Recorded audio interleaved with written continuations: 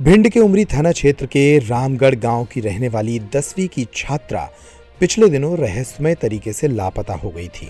इसके बाद 4 दिन तक उसका कुछ पता नहीं चला और फिर इसकी लाश मिली।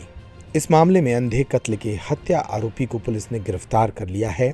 हत्या का आरोपी मृतका का पड़ोसी ही निकला। वारदात से पहले आरोपी ने लड़की के साथ रेप भी किया था। आरोपी ने पकड़े जाने के डर से लड़की का गला दबाकर उसकी हत्या की थी।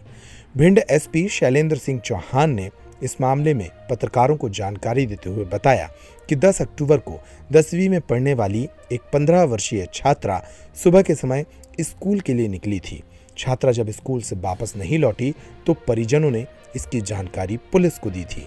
इसके बाद छात्रा का शव 23 अक्टूबर रविवार की सुबह गांव से दूर बाजरा के खेत में पड़ा मिला था। इस दौरान छात्रा की साइकिल भी पुलिस ने बरामद की थी। पुलिस को जब मृतका के पड़ोस में रहने वाले गांव के ही एक युवक पर संदेह हुआ तो उसे हिरासत में लिया गया। ये लड़का भी नाबालिग था। लड़के से जब सख्ती से पूछताछ की गई तो उसने हत्या का जुर्म स्वीकार कर लिया। पुलिस ने इस पूरे मामले का खुलासा करते हुए हत्या आरोपी को गिरफ्तार कर उसे जेल भेज दिया है। देखिए, जैसा आप सभी की जानकारी में है कि कुछ दिन पूर्व 19/10/2022 को एक जो फरियादी है उन्होंने अपनी जो बच्ची थी जो नाबालिग थी उसका स्कूल जाने का कहकर वो गई थी घर से, लेकिन उसके बाद उसकी कोई खबर नहीं थी।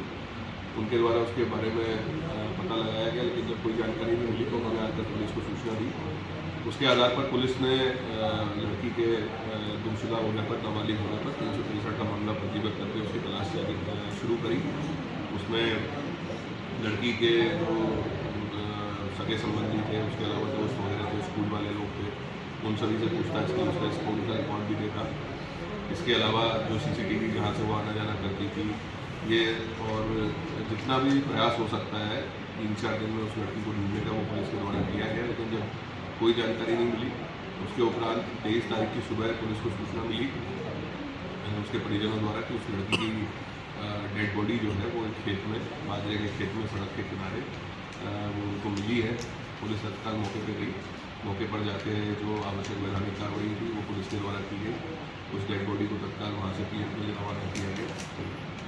बॉडी का पीएम हुआ, उसमें ये रिपोर्ट आई कि उसकी जो हत्या है वो गला दबाने से कारित की गई है।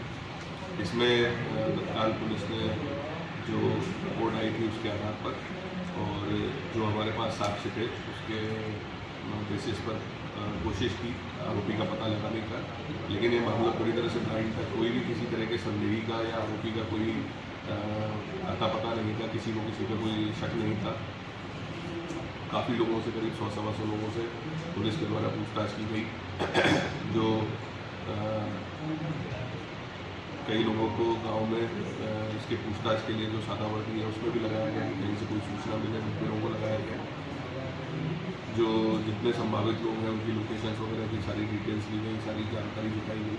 कहीं पे भी कोई संदेह के विषय में पता नहीं चला, लेकिन पूछताछ के दौरान जो आरोपी है जब उसको बुला के पुलिस के द्वारा पूछताछ की गई तो पुलिस के सवालों के जवाब उसने जो है वो समाधानकारक तरीके से नहीं दिए और पूछताछ के दौरान उसने फिर एक कहानी बताई जिसमें उसने किसी अन्य 3 लोगों द्वारा इस घटना को करना बताया था, ऐसा उसके द्वारा बताया गया।